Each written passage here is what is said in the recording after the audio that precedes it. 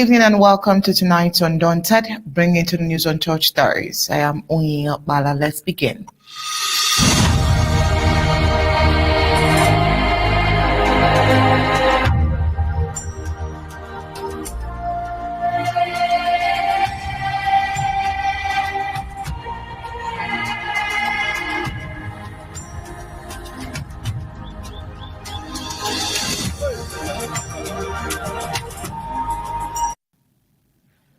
This past weekend in Momo County, a quiet yet powerful moment unfolded, one that echoed far beyond the hills and valleys of this embattled land, Ambazonia.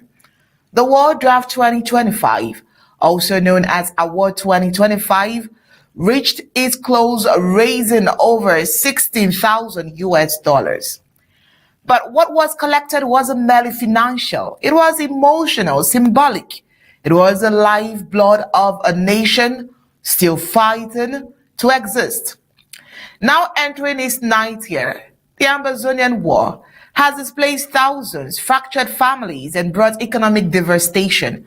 And yet, from the ashes of hardship, hopes continues to rise, each county across Ambazonia playing its part in this annual draft, contributing what they can, not just in money, but in faith. Momo County's impressive turnout this year is more than a tally. It is a testament, a declaration.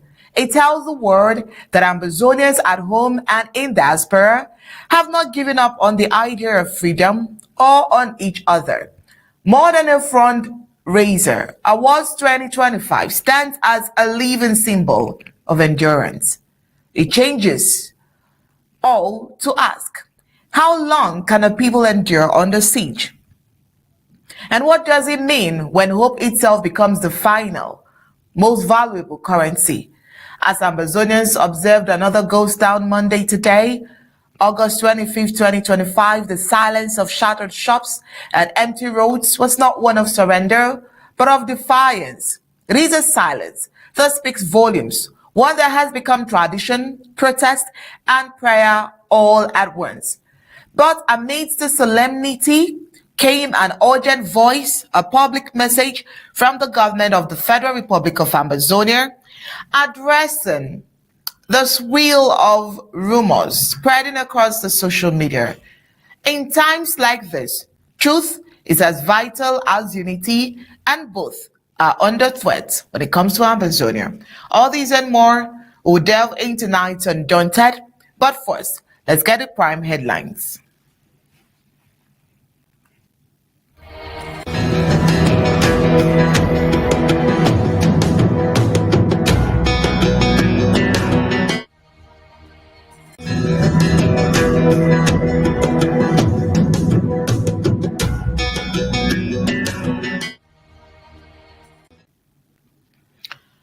Tonight on Undaunted, we'll take a look at Ambazonians' unyielding spirit. Today, Monday goes down, Observance continues, and of course, defying La Republic to Cameroun authorities. Ambazonian government denies September lockdown rumors, reaffirms stance on education and safety. Tonight, we take a look at the abandoned Buea Referral Hospital project, a long-awaited promise, and we'll try to compare, or is it an election stunt? French Cameroun negligence fuels Bambili's housing crisis, crushing students' dreams. Also tonight, on the African scene, South Africa is facing a major health crisis as the US withdraws funds. Ukraine marks Independence Day with defiance and global support. Now let's get the news in full briefings.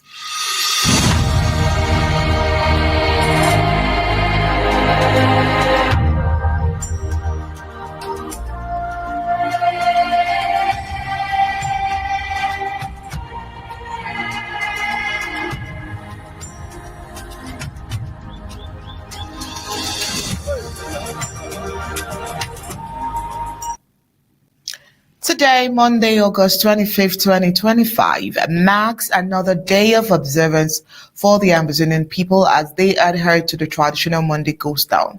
The streets of Bamenda, a major city in the Midland zone of the Federal Republic of Ambazonia, were early empty, devoid of any commercial activity. This shutdown is a testament to the unwavering resilience of the Ambazonian people in their quest for independence from what they perceive as colonial rule under the La République de Cameroun's government. The Monday Ghost Town has been an integral part of Ambazonia's resistance movement since 2017, when the Ambazonian government began clashing with French Cameroon's government forces.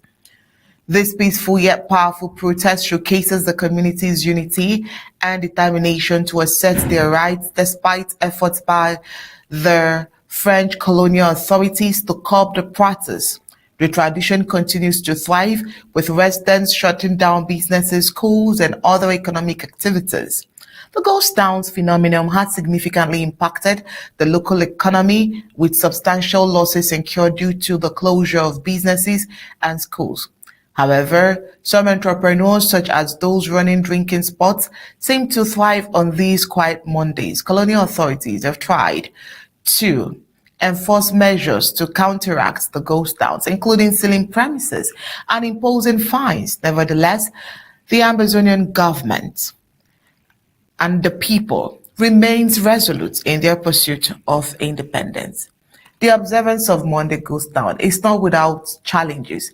Some residents have expressed concerns over the excesses of La République de Cameroun proxy militia, the Ambazonian Defense Forces, which have imposed strict lockdown measures and carried out violent incidents, including killings and abductions. Meanwhile, we can say that the ADF's actions have further destabilized the city. Despite these challenges, the Monday Ghost Town remains a potent symbol of the Ambazonians people's unity and determination.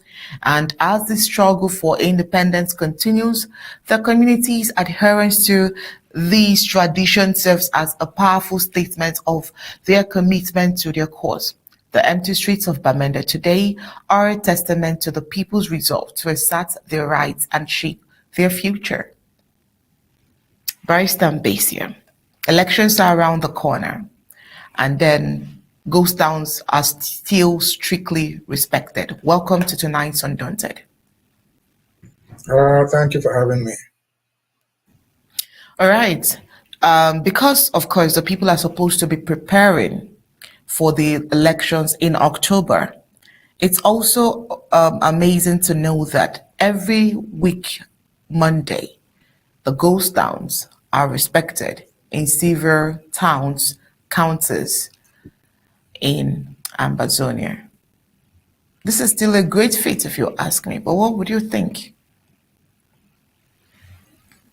Well, I would think that we keep repeating these stories all the time because we think that not everybody is normal. Every normal Ambazonian should by now understood what is a ghost town.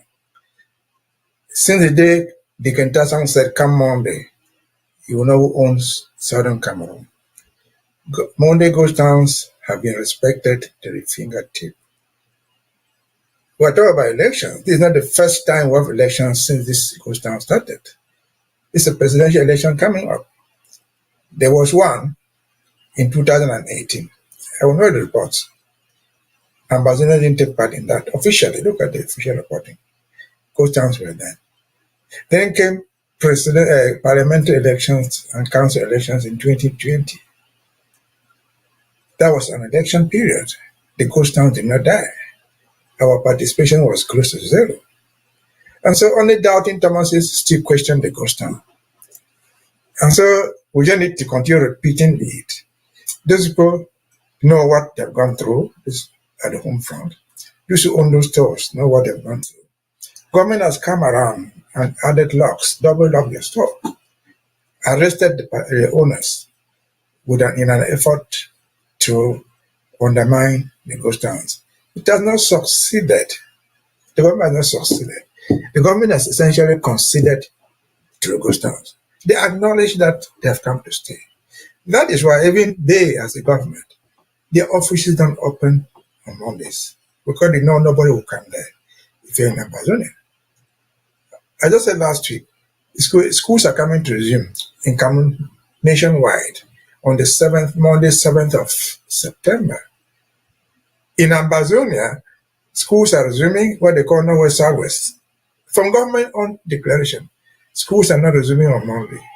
Their schools are resuming on Tuesday. Why? Because they recognize that ghost towns are there officially. These are government statements. And so only people with feeble minds, especially Anglophones, we call them, or Amazonians, we still think that this ghost town is a joke. It is not a joke. It is rare. It doesn't hurt you. It doesn't do you any harm. There's no reason for you to take risk. We've also known for the past 7 years, 7 to 8 years now, that those people who attempt to defy ghost towns might suffer the consequences, some of which could range from bodily injury even to death. So for these doubting Thomases who try to undermine what has become a national day, they are taking a serious risk. From day one, they are there. Today they are there, and they will continue until their kingdom come. When shall this kingdom come? That is, when is kingdom of heaven coming, as far as you are concerned? Thy kingdom come shall come when we have met on the conference table, agreed on whatever you want to agree, and officially declared the go down ended. They're not going to end under the carpet. They're going to end officially. Not to be announced by every Tom and Dick, but to be announced by a government that you recognize to be yours. And so ghost towns have come to stay. Our people live with it. Even the most doubting Thomases and the greatest supporters of Yaoundé, who include the pastors, they include the moderators, they include pastors, they include bishops and archbishops. They realize that the ghost towns have come to stay. So you are an individual, woman, man, girl, boy, trying to defy it. You are taking unnecessary risk. You are just being blind to the facts. And so congratulations to all Ambazonians who respect it. Congratulations to the government of Buea and the one that will come after it for recognizing that ghost towns have come to stay. For recognizing that the 2 cubes of sugar have refused to marry in 10 years, 7 years. They didn't marry since 1961. They have not married since 2016, and they will not marry. And so that's the significance of ghost town. That's the significance of lockdowns. Over to you. Thank you so much, Barrister Mbeseha. And so still talking about lockdown, the government of the Federal Republic of Ambazonia, through its representative, General Hadnock, has firmly denied claims circulating on social media and other platforms that a lockdown will be enforced on September 9th to 17, 2025. According to the government, no such directive has been issued, and the announcement currently in circulation is both false and unauthorized. Officials have urged the public to remain calm and to disregard the lockdown's notice, which they describe as misinformation aimed at destabilizing communities and creating fear. The government emphasized that any official communication regarding security measures, including lockdowns, will be made through verified and recognized channels. In its clarification, the government also reiterated that the core policies of the Ambazonian movement remains unchanged. Contrary to narratives suggesting hostilities towards education, the government reaffirmed that it is not opposed to education, but continues to prioritize the safety and protection of students, teachers, and parents across the Ambazonian. Now let's get the audio. All the states, towns, and cities of Ambazonia are ghosted.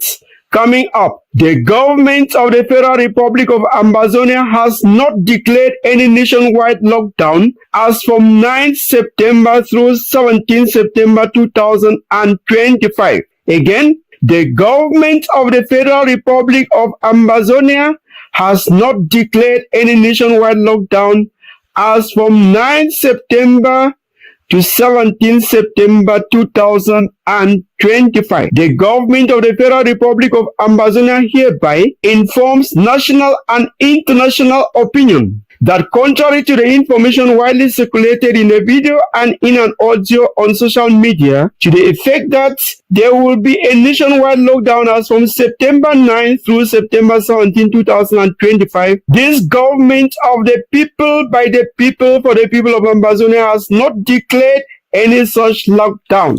Neither does the supposed lockdown meet our revolutionary and strategic objectives, nor does it find justification within the ambit of the hierarchical structure of the government of the Federal Republic of Ambazonia. And consequently, the government of the Federal Republic of Ambazonia enjoins all Ambazonian state armed forces and citizens nationwide to disregard such an unwarranted announcement, and equally calls on all major generals, colonels, captains, commanders, and the Ambazonian State Armed Forces ASA nationwide to show proof of unflinching loyalty and fidelity by complying with the President's communique and ensuring maximum protection of the civilian population during this trying moment.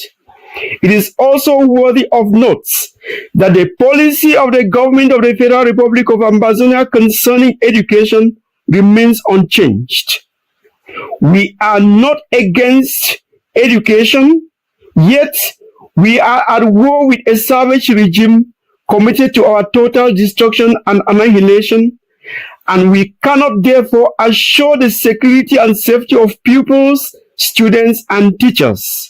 The onus of protection is therefore on the parents, teachers, and learners themselves. Parents, teachers, and educational stakeholders are, however, hereby advised to weigh the security climate and go by the dictum safety first. And finally, as earlier mentioned, all Ambazonians on the home front should be prepared for a protracted nationwide Mami Water lockdown in the days and weeks ahead. Again, all Ambazonians on the home front should be preparing for a protracted or a long nationwide Mami Water lockdown in the days and weeks ahead. And this means stuff your homes with sufficient food, drink, medication, kerosene, and all the other basic needs of life. Hasten up to harvest all the food, all the crops from the farms, and this national lockdown shall be announced through our official channels by the President of the Federal Republic of Ambazonia, His Excellency Dr. Samuel Ikome Sako,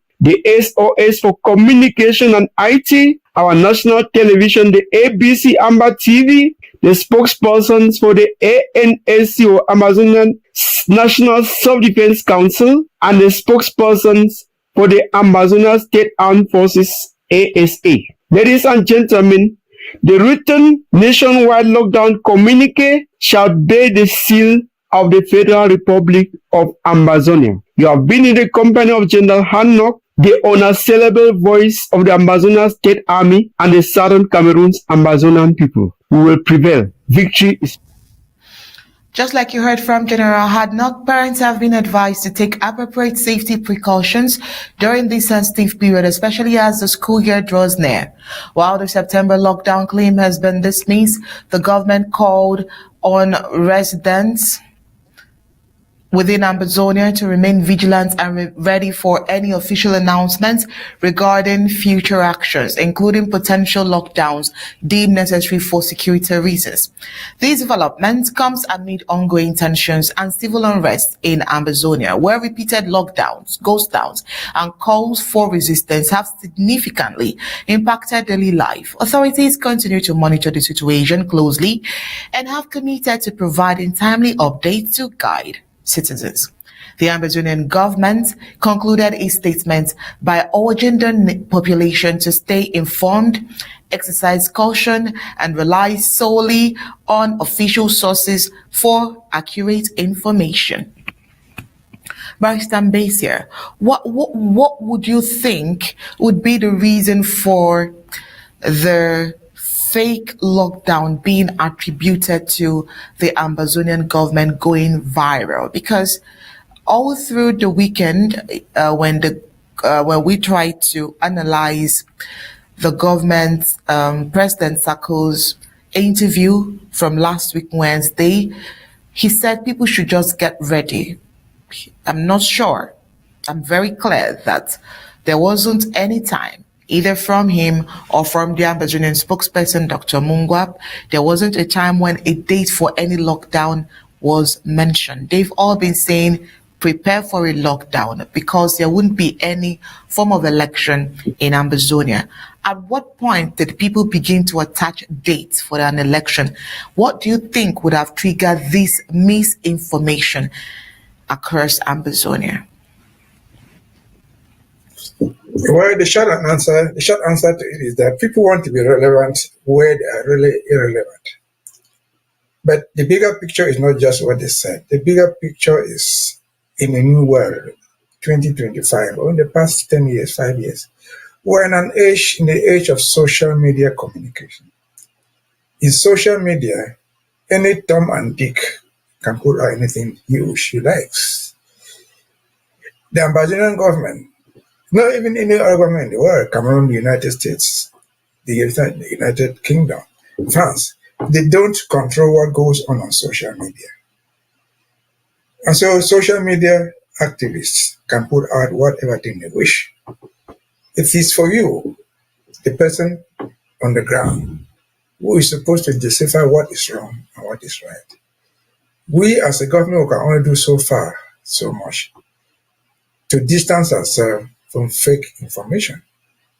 Put out there on social media that we cannot control, that we don't have anything to do with it. And so you, the person on the home front, in this case of Ambazonia, you have the ability to distinguish what is wrong or right. If you are confused, if you don't know, at the very least, if you are interested in this battle, if you have been there, call us. We have our names there with our phone numbers.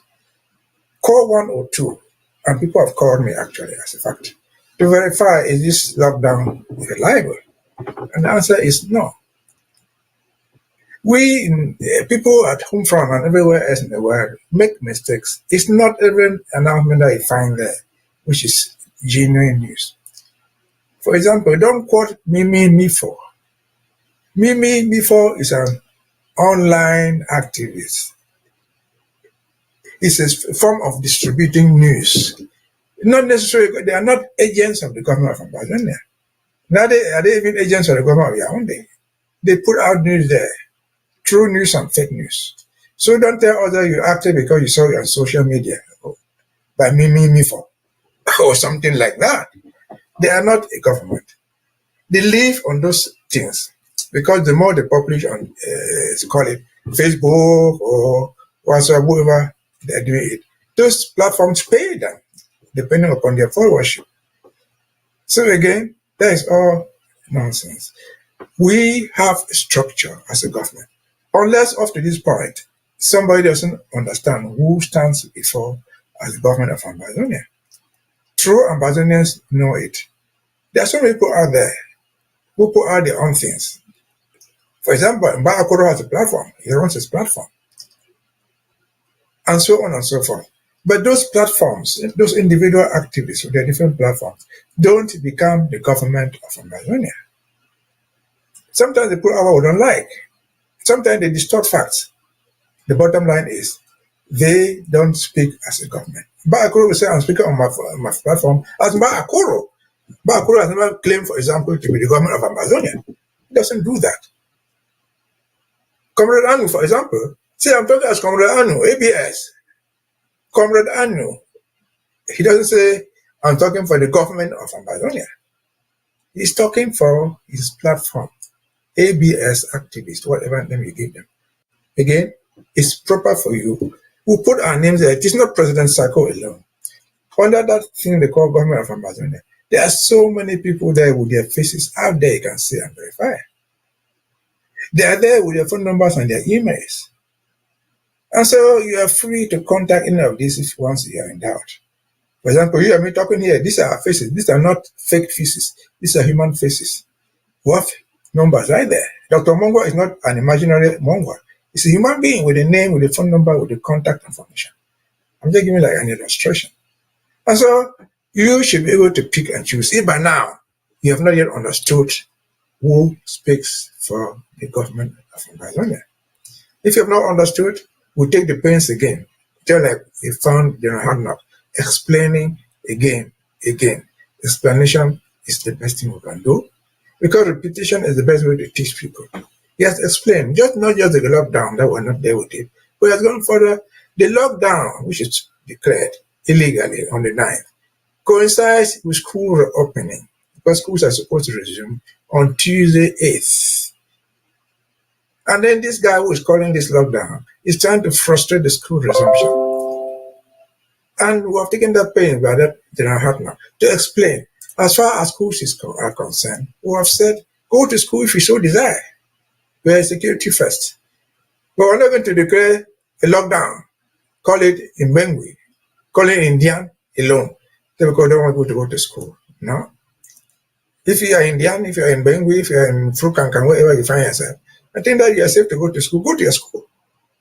But we don't take responsibility for your security. Lockdowns are declared by the government for major events and for specific things that will be told. And so, again, social media communication has deceived many of us.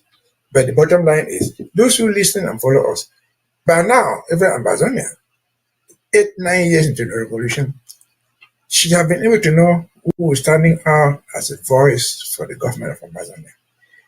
She ought to distinguish between a government and individual activists who are there spooning whatever they like. Again, as I've said, we cannot control them because social media, no government in the world controls social media. We can only do so much. Once we find that they are faltering, that people are being deceived, we will come out as General Hanna has done to explain to people again, hoping that you will listen, hoping that if you don't understand, you will find out. Call us if you can. And when I say call us, I mean us, the government. The government is not an individual. Don't tell me that you call Dr. Sako 10 times, you didn't pick your call. Dr. Sako is not alone in the government. Call another person. Several hundreds are there, scores at least. So, again, don't go and tell us you saw this on social media, put about me for, put about whatever thing. No.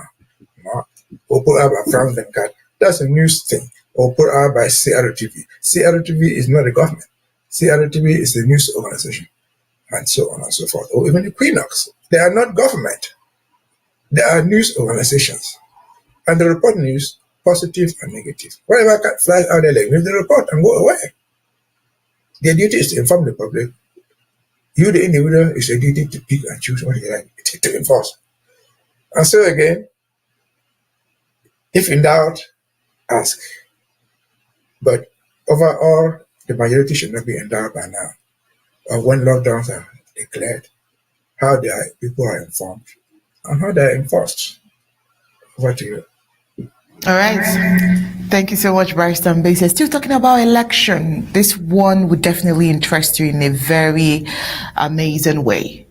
Setara Teki Caxton, a presidential hopeful for French Cameroun, reportedly made a secretive and unannounced visit to Bamenda over the weekend, triggering widespread backlash from Ambazonian communities. Witnesses say he was spotted at Commercial Avenue dressed in traditional Togo attire, attempting to mingle with locals for what appeared to be a discreet photo opportunities. His visit was marked by tight security as he was accompanied by a group of heavily built men believed to be bodyguards.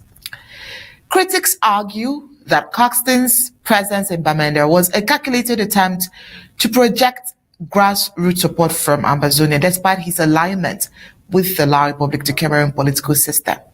His campaign posters, seen briefly in town, surprisingly bore Ambazonian colors, but conspicuously lacked any official La Republic du Cameroun emblem, a move many believe was meant to blur political lines and avoid hostilities. However, this strategy appears to have backfired as news of his visit spread rapidly, prompting local self-defense networks, often referred to as the ASAC squads, to mobilize. Caxton quickly exited the town after learning the resistance forces were preparing to confront him. Though no violence was reported, his hasty departure highlighted the volatile nature of his presence in a nation where anti-La Republic de Cameroun sentiment remains high. Many see his action as deceptive and provocative, particularly given his attendance at the summit of Southern Cameroon's frontline leaders in South Africa earlier this year. An event viewed as supportive of Ambazonian independence, but from the black legs. This was not a campaign stop. It was a political fraud, said one Bamenda resident. He says, you cannot pretend to stand with Ambazonians while campaigning in a colonial system, who we are fighting to reject. Others echoed the sentiments, questioning how someone with a known association to the Ambazonian struggle could now align himself with the very system that continues to suppress that cause. Caxton's use of the togo, a cultural symbol of Ambazonia, further enraged many. For locals, it was seen as a manipulative tactic to pass as an insider while advancing an agenda seen as counter to the goals of the Ambazonian movement. Others said let him dare return. Even the road to Mbengui is now off limits to him, as we know what he stands for. As of now, Caxton has not issued any public response to the controversy. His silence amid growing condemnation leaves questions unanswered about where his true loyalty lies. In a nation still grappling with conflict, occupation, and resistance, his visits only deepened suspicions and widened the divide. Barrister Mbeseha, you can see campaigning with Ambazonian colors. Where do you think he stands, and what do you think he's doing this? Well, but first of all, before you go further, let me ask, is he a part of the is he a part of any of President Sako's ESCOs or government, or is he a leader in any of this movement by President Sako? And does he have the right to use the Ambazonian colors, if not? No, Caxton is not, he's not even one of us. It's not a question of even being a leader. He's one of us. He's not one of us. See, but those colors that he uses, anybody can go to the market and buy that thing. They're just, you can go to, they sell those things in the market. They sell the Cameroon flag. They sell the American flag. They sell all those flags in open shops. Anybody can buy one. You don't need authority from someone to do it. And so he's not one of us. But who is he? He's just an imposter. He's say alone. No. If he's an Ambazonian, he's just one of the several. But as far as this presidential contest is concerned, he's one of the three. To name them, he's one of the three, and the three include Akarimuna, they include Joshua Osei, and if this guy is one of our own son, they include Caxton, who have said no elections in Ambazonia. All these three who were supposed to have been born in Ambazonia, they are running for the presidency of Cameroon in Yaoundé. Are they Ambazonians by spirit, by what we stand for? No, they are not. They are not running for the presidency of Ambazonia. They are running for the presidency of a government in Yaoundé. So they are not any of us, not by any stretch of imagination. So Caxton might just be one. You can go down and buy that thing. Just regularly, all what we wear, you buy it in the market. You are not a Bamenda man just because you wear that thing on your body. You are not just an Ambazonian because you carry the flag. No, the actions must follow the flag. And so this guy is not one of us. But why is he doing this? They are just trying to look for relevance. If he's running for presidential elections, why didn't you see him surfacing in Buea, where they have more than 4 million people there? Why didn't you see him in Yaoundé, where they have at least 3 to 4, 5 million people there? Or in Bafoussam and those other metropolitan areas? He wouldn't show up there. But he will show up in Bamenda and probably in Buea, just to show that he is one of you running in defiance of what he stands for. That's just all. Is he going to win any election? He is certainly going to win nothing. He knows that. He's not going to win. But he just wants to have something, an endorsement. Well, he ran in the area where nobody was running, and then if it came to distributing the wealth, distributing the byproducts of the elections, someone will call him and make him a shame to be rolled somewhere. Somebody will call him and give him some money. But even before then, if he's truly a presidential candidate, if he's really approved, he's sure he's guaranteed a chunk of money. Because in Cameroon, officially, the treasury will give him a lot of money to run his campaign. Which money given to him, there's nobody requiring an account of it. If they give you 20 million, you go with it. You're not coming back to give the account of how you spend the money. And so it's already a money-making venture, officially, in Cameroon, because they'll give you that money if you're a candidate. And then you ask the question again, why Bamenda? If he was not in Bamenda, he probably would be in Buea. But why in these places? The last I saw, officially, from Buea, where the British commissioner visited the Elecam offices in Buea. And they told him that in the whole, what they call Southwest, they have 38,000 registered voters. 38,000, that's not even a quarter in Kumba. And so what do 38,000 people represent even in the electoral process in Cameroon? What do you represent? Is that a place where you go? Is that a place for you to go fighting and losing your life? No. The whole region of 6 divisions, 38,000 registered voters, officially. Is that where Mr. Caxton should be going to for? When the chunk of millions of votes are in Douala, when the chunk of millions of votes are in Yaoundé, or they are in what they call the Grand North. I hope you watch this news. I was talking about social media. If you just watch social media over the weekend and saw the millions of crowds that Buba Bello and Issa Chiroma were pulling in the Grand North. Before that, if you saw the crowd that Kamto was pulling, where is the crowd of Mr. Caxton? Where is the crowd of Mr. Mona? And where is the crowd of Mr. Joshua Osei? The Puno crowd, they are candidates just to serve the purpose of being called an election, which by every meaning, by every standard, is not an election. And to end this, remember that President Sarkozy said, what is going on there is a selection of who will represent Paul Biya. It's not an election of who will represent him. The selection started. Even from Elecam, they select. He will not stand. They go to the Constitutional Council, which is called them, they select and endorse those who will stand. And then, of course, they will select and choose the person who will stand in for Paul Biya, or who will nominate Paul Biya, or reincarnate him from death. And so it's not an election, it's a selection. And we refuse to take part in either one. We're not taking part in the elections if they're elections. We're not taking part in their selections if they're selections.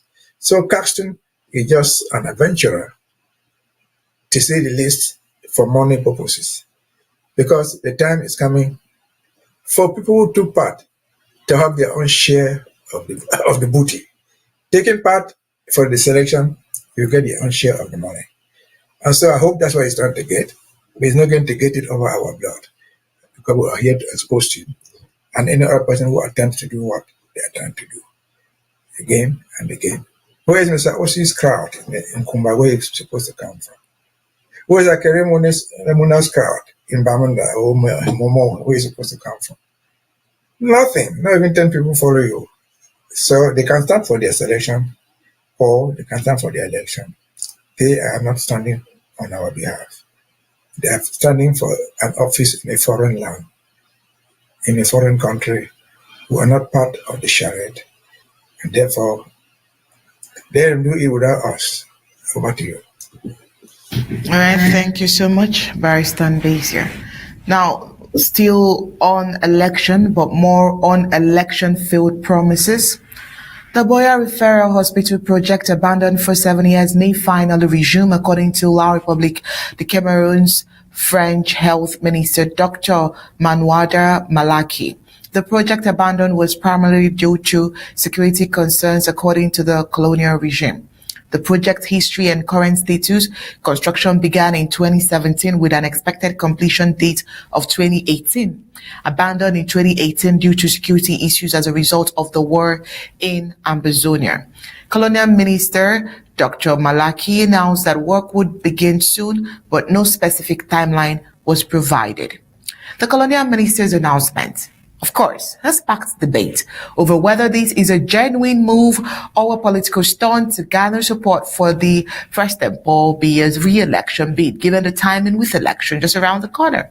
Some believe it's a desperate attempt to regain public trust, with others see it as a long overdue response to persistent appeals from local elites. Would they use 1 month to complete the project? We ask again. This isn't the first time the French Cameroon has been accused of using infrastructure projects as campaign propaganda. Similar promises are often made during election seasons only to be abandoned or delayed after the election. The colonial government claimed to prioritize infrastructure development, but the consistent delays and abandonment of projects raise questions about their true intentions.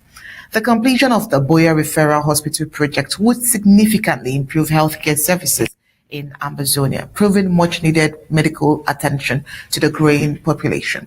So the project would also create jobs and stimulate economic growth in the area, we know. Yet the colonial regime chose to abandon the project just because it's in Ambazonian soil, and all of a sudden they want to return. While despite the colonial minister's promise, challenges still lies ahead, including ensuring the project's timely completion and addressing the security concerns that led to its abandonment in the first place, given that the war is still on.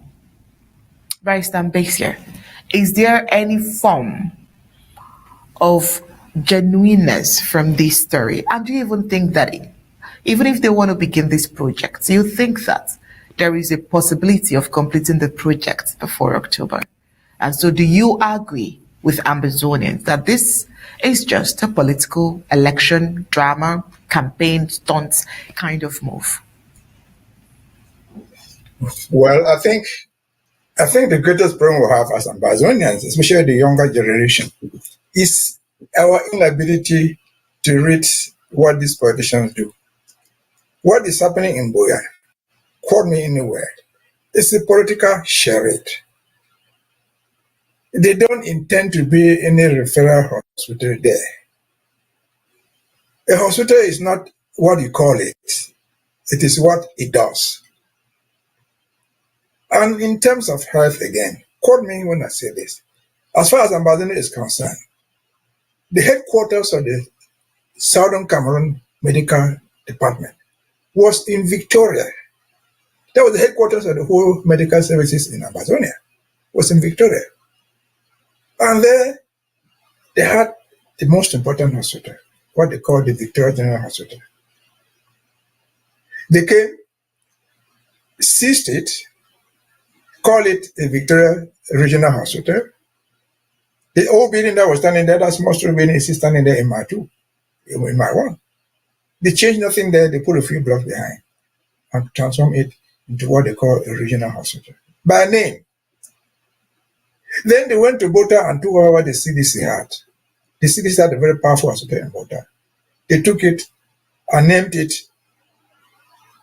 Annex of the Regional Hospital in Limbe, call it. What is there? People are sleeping on pieces of plank, but they're having good beds.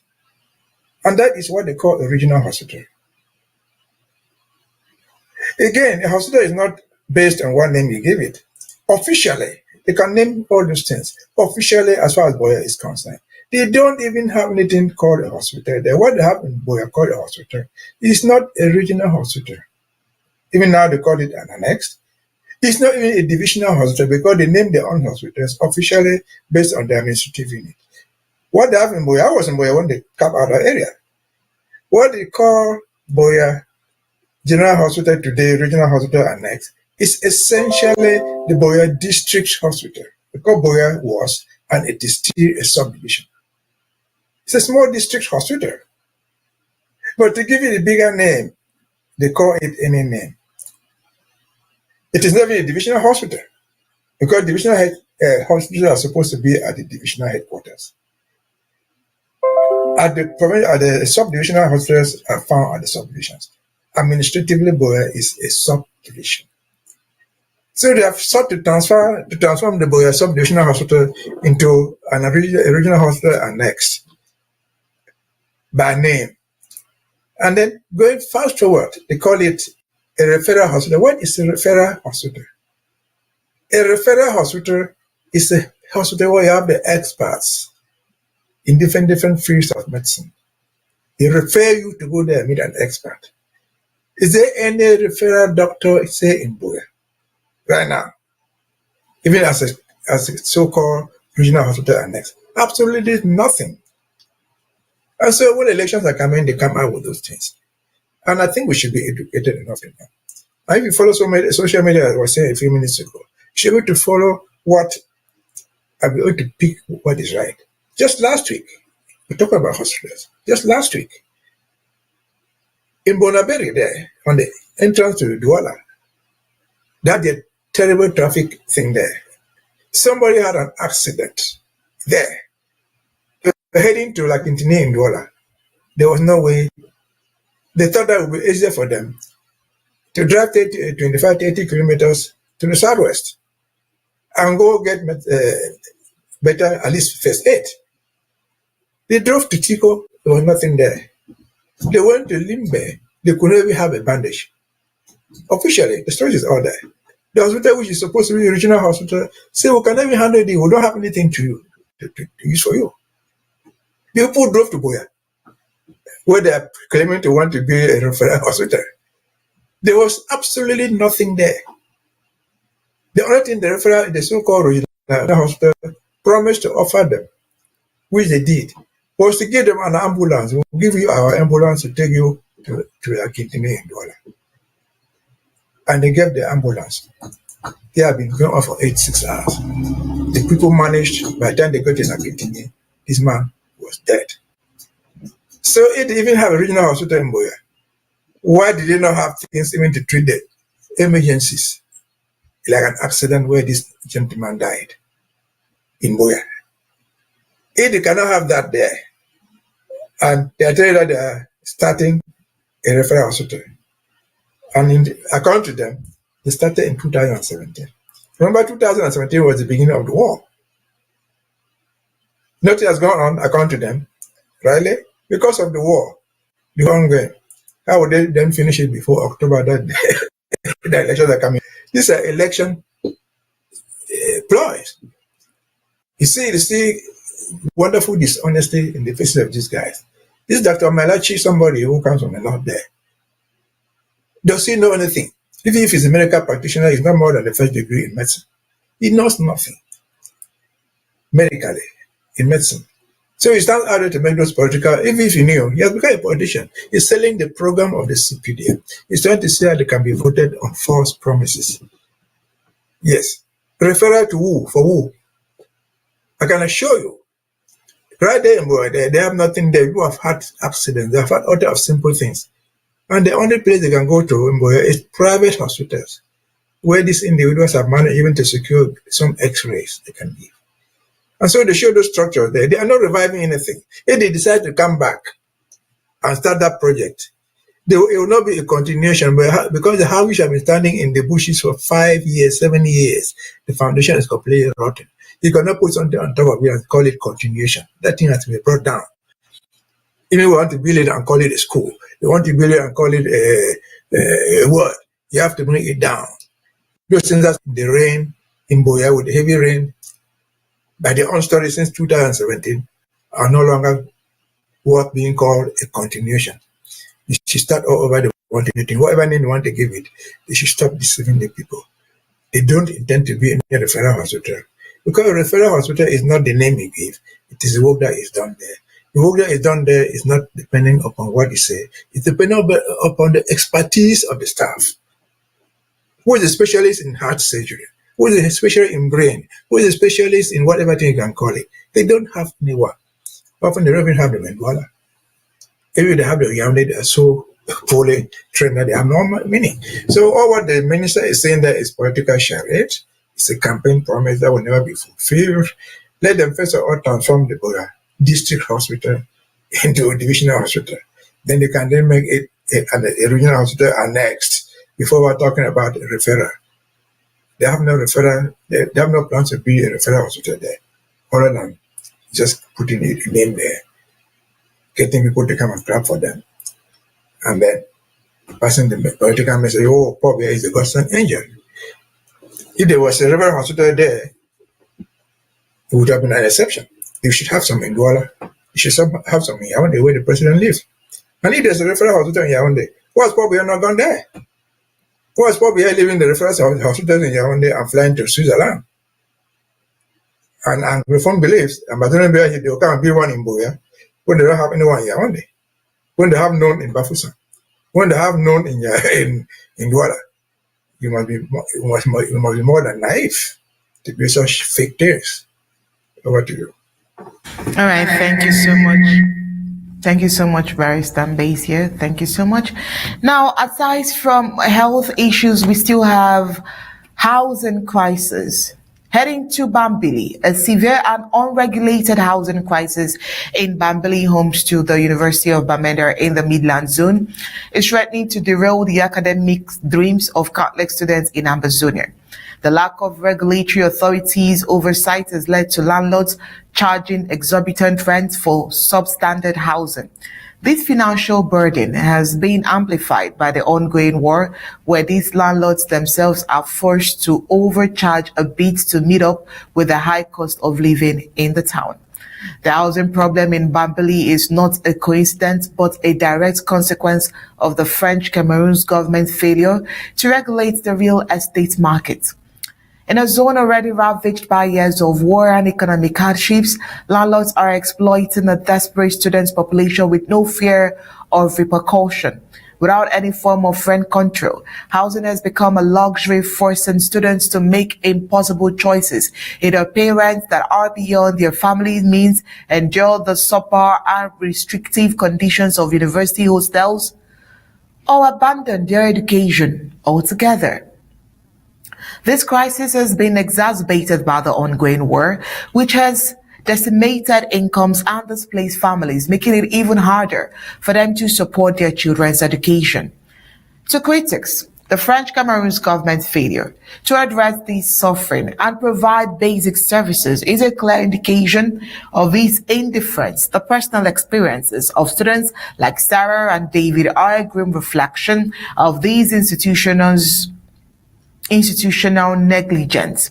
Sarah, an incoming freshman, was shocked to find a small unplumbed room costing 113 francs CFA a year, forcing her to consider the notoriously poor living conditions of the university hostel.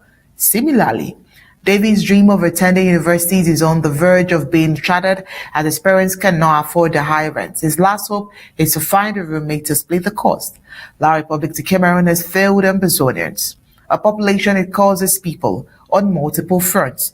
Not only has it allowed a prolonged war to destroy the country's economy, but it has also refused to implement policies that could protect those most vulnerable citizens.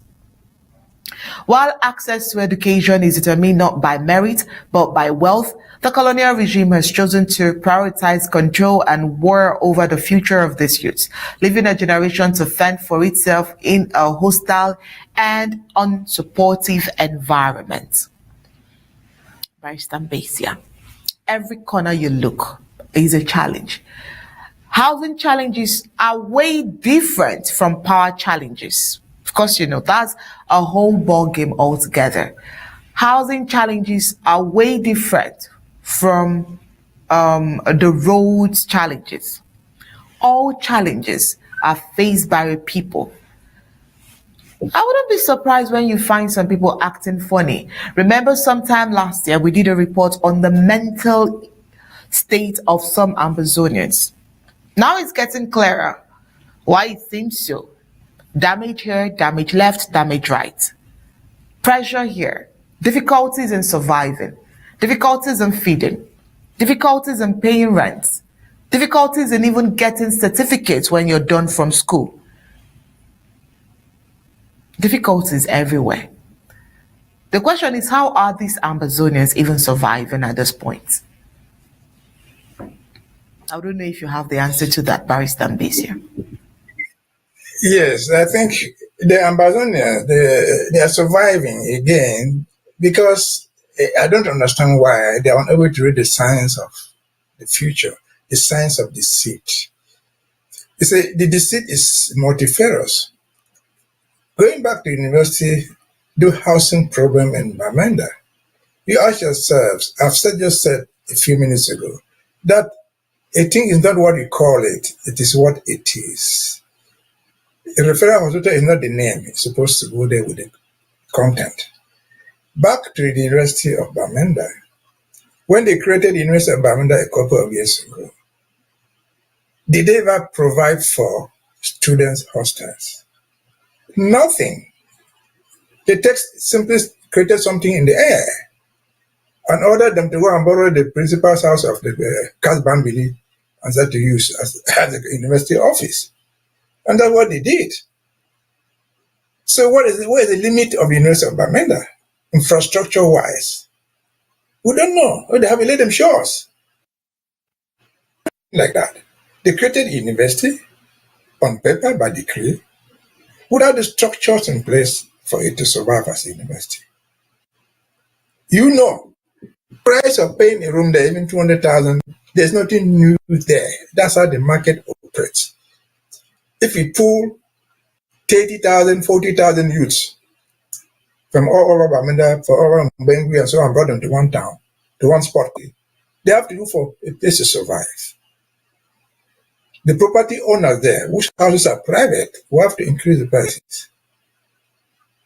You bring the young men and women together like that, ages between 21 and 25. Expect promiscuity to prevail there.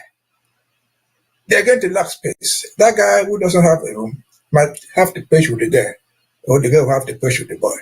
And what is the outcome? Down the road, they might be having children without ever intending to be married. That's just the natural consequence of a bad government. And so again, the university is not just supposed to be there because the president has decreed the university. He has also gone ahead and decreed a director or rector of the university. They have decreed some heads of department who are borrowing primary school classrooms to function inside. That is not a university in the sense of it. It is a university on paper. Otherwise, it's not a university. And say it is repeated. That's what they've been doing forever and ever. And as I said, people don't read the science. The very first one that was created was the University of Buea, which was supposed to be an autonomous university. But the University of Buea did not exist from the air. It was a transformation of the University Center for Buea into a full-fledged university. But when they made the university, what infrastructure did they put there for the survival of a university? No infrastructure design was put there. Why? When they created the University of Bamenda, just like the one in Buea, let me start with Buea. Yeah, they came with faculties on paper, faculty of science, medical schools, faculty of engineering, without the structures there. And as we speak, after many years before the University of Buea, we're looking for a place to put the medical school, borrowing land from the CDC somewhere else. And so it's not enough to create this thing by name. Creating it by name is political machination. Is it peculiar with Ambazonian? Of course not. If you go to Garawa, you find University of Garawa, where is it based? If you go to Marawa, you find something they call University of Barawa. Some call University of Beto. And recently I saw them opening something in Buea, University of Buea, and next Samilima. And of course the driving school or a faculty for University of Buea. Where this is based. They are just put there to manipulate the minds of the youth. If there must be a university, it should be a university in name. It should be a university in fact. The faculties should be created backed by professors with renowned knowledge. A medical school should be created based on people who teach there. Medical doctors, professors with expertise in medicine. Not getting controversial healers in town, calling them faculty, directors, and so on and so forth. And so again, that is the problem of Bambili. But it is a self-inflicted wound. Because again, don't blame the property owners. Because in terms of property, I'm sure a piece of land, a plot to be a house in Bambili, the price has more than quadrupled. Why? Because of the number of youths who are looking for private places to live there. They go to school. Are they at fault? No. The property owner is just trying to make money. Sometimes they take loans from banks to build their houses. It is the government who created the university, which have provided for hostels, for hostels, for the university, where they will provide the design, these sections for girls, these sections for this is how you pay. A symbolic price to lodge you while you do your 3-4 years in the university. That's how it happens normally. You should go to even the cartel only when you choose to. But without these provisions, the unfortunate victims who are the students will suffer all that. As I've just said, bring 30,000, I'm sure the University of Bambili is more than 30,000 youths there. Boys and girls are like average age 21 to 25. You bring these young boys and young girls and put them there. Expect everything that goes with social ill. And so it's a criminal intent. It should not have occurred. It does occur. Over to you. Barrister Mbeseha, thank you so much for being part of Undaunted tonight. Barrister Mbeseha.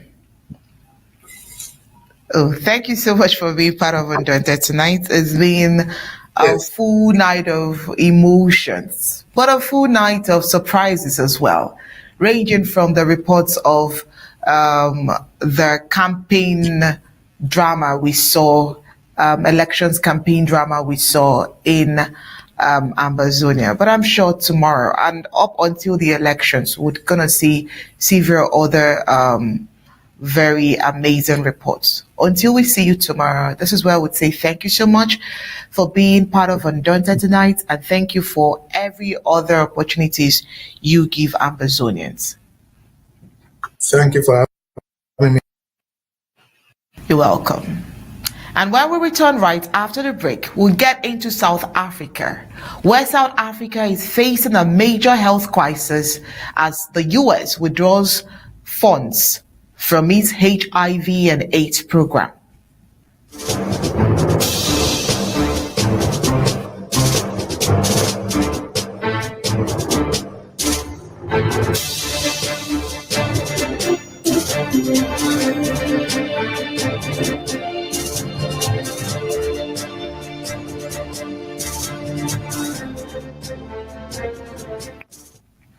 South Africa is facing a major health crisis as the U.S. withdraws $427 million in funding from its HIV and AIDS program, the largest of its kind in the world. The funding cuts part of former U.S. President Donald Trump's foreign aid reduction.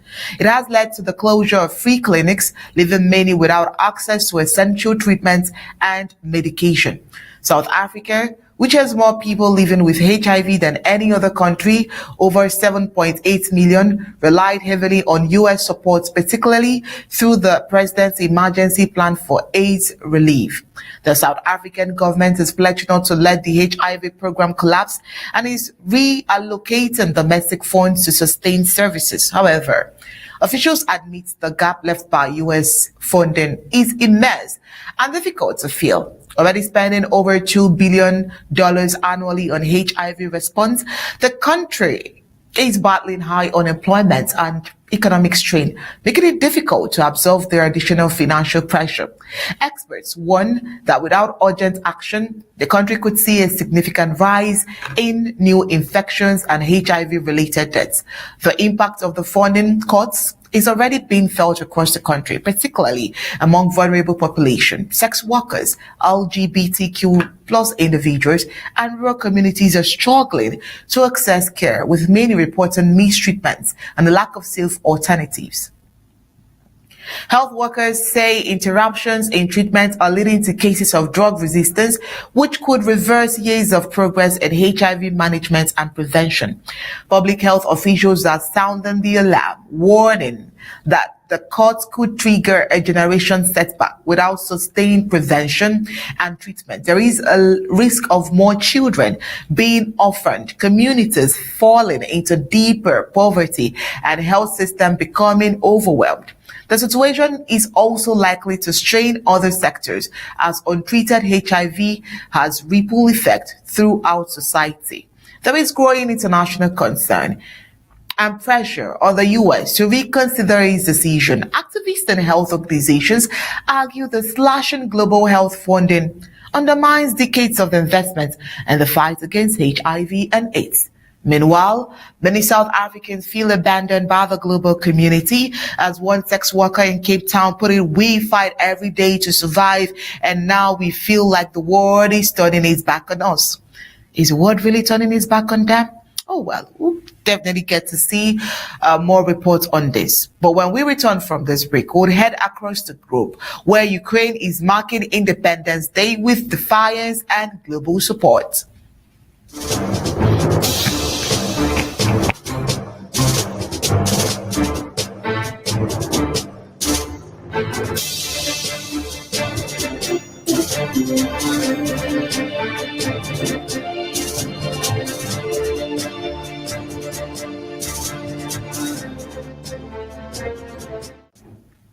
The morning of Ukraine's Independence Day dawned under gray skies, but the mood in Kyiv was anything but somber. Flags fluttered defiantly in the breeze, and across the country, people marked 34 years since Ukraine broke free from Soviet rule, not with parades or fireworks, but with quiet resolve and the sound of sirens in the distance. It was a celebration shaped by war, resilience, and hope. Amidst the tributes pouring in from across and around the world, one stood out, a message from former US President Donald Trump, known for his unpredictable tone on international affairs. Trump's words this time struck a note of solidarity. In a letter shared by Ukrainian President Volodymyr Zelensky, President Trump praised the Ukrainian people for their unbreakable courage and affirmed the United States' belief in Ukraine's future as a free and independent nation. The timing was not lost on anyone. It was a moment that carried weight, not just politically, but symbolically. Zelensky, standing before cameras with the scars of war etched into every pose and every sentence, responded with his own message: "We will not lose." His words weren't shouted. They didn't need to be. In a country that has watched its cities bombed and its people scattered, quiet determination speaks louder than any slogan.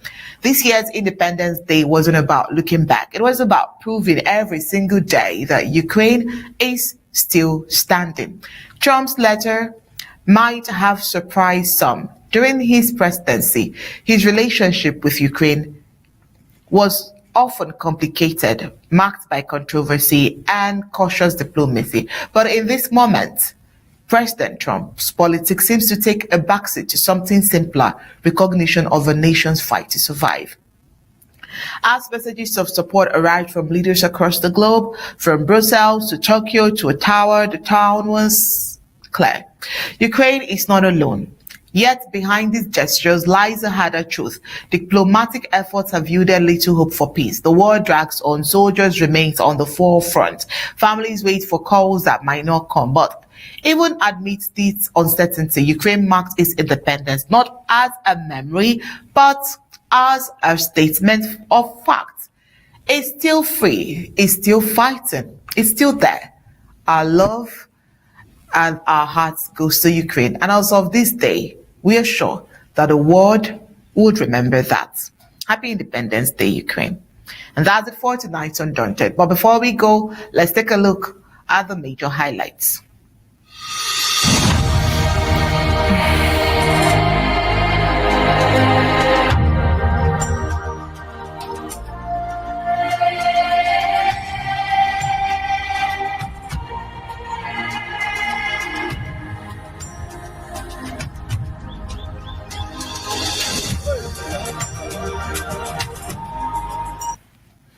Tonight on Undaunted, we told you that Ambazonians on Yield and Spirit.